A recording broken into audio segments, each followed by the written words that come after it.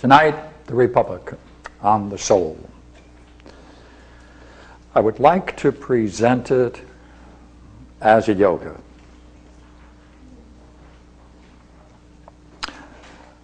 As a philosophical technique,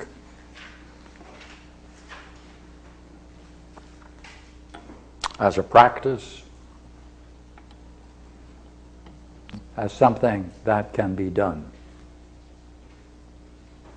Now, it's going to be a curious route we're going to take. But essentially, what position we are going to explore tonight is a simple one, which is that Plato, through Socrates, constructs a state, city-state. And he wants to do it because it's in his interest, and the purpose of the dialogue,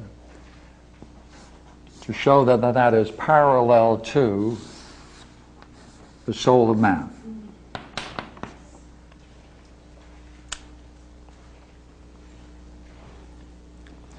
Therefore, we have a simple proposition. If the city-state becomes brave, temperate, wise, just, should be applied here, one-to-one, we should be able to conclude.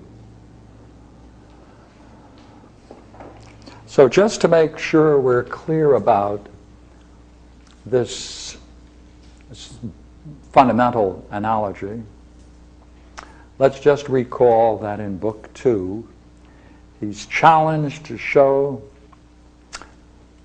that justice just in itself is worth pursuing,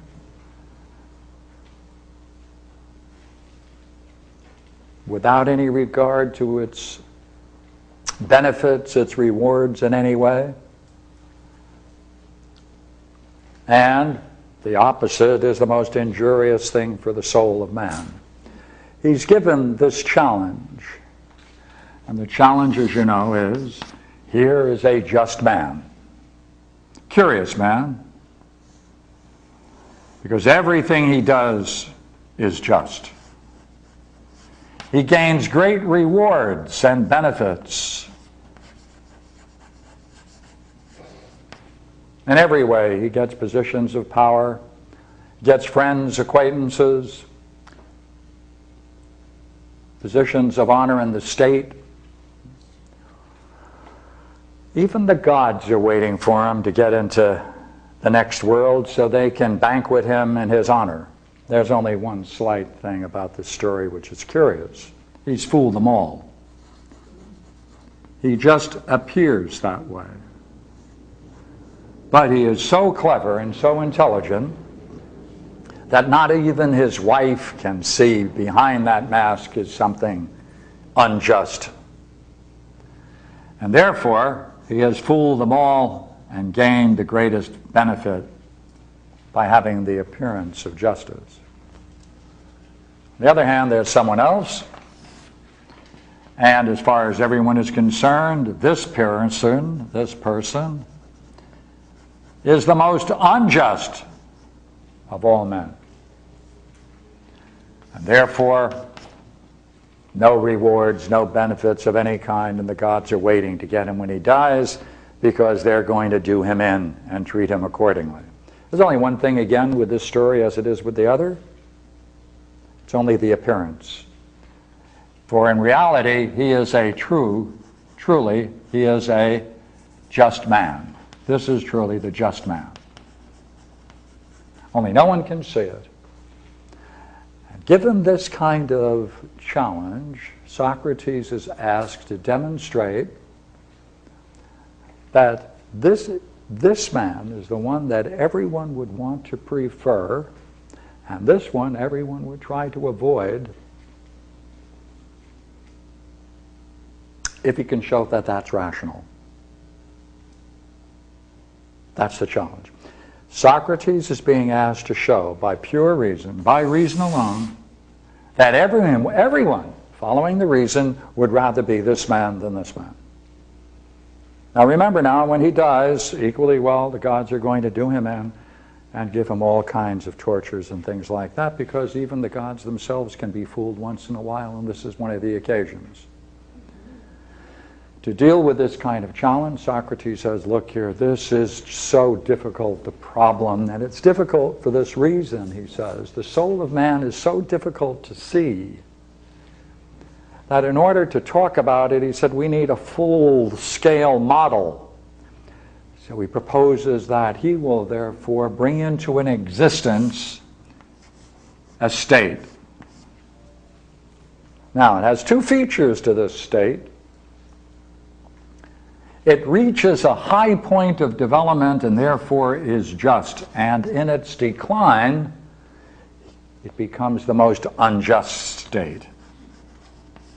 Therefore, you see, the Republic is not a just state at all. It has two aspects to it. So therefore, Socrates has to show how a state can come into existence, and in coming into existence, he has to show how it will naturally develop into a just state, with justice being the major consideration, and he has to show that through its evolution and decline, it will generate the most unjust state. The just man and the unjust man. So therefore, he has to show in a similar way how this man could become a just man, both ways, and how this man could be unjust. Obviously, therefore, we need to explore the nature of the soul. Now, there are many people who read the Republic who do not see this point, which is rather curious since he spends Book 2 so many pages on this analogy. You see, the Republic is not about the development of a just state, or it would fail in its purpose, because if all he could show is the picture of justice and why justice is to be sought for, that wouldn't solve the problem. The problem is he has to show that it's better to be a just man simply because of the effects of justice on his own soul. That's all.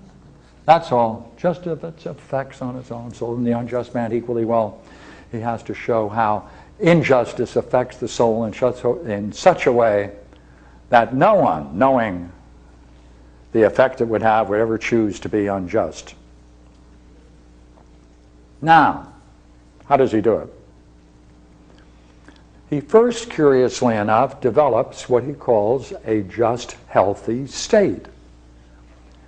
And that's quite an interesting state. It's called, by Glaucon, it's a small, rustic city, very few people in it, everybody doing exactly what they should do. And Glaucon says, hey, no one would want to live in that kind of rustic state. It's a state only for pigs, so it's called the pig state. And Socrates says, oh, that's right, we don't want just a perfectly well-ordered state. We need one with high fever, because we have to show these two qualities. So therefore, they abandon the early just state, and so comes the development of the city-state, which we're familiar with. Now, what must he therefore do? He must show how the development of a state emerges. And therefore, what he has to show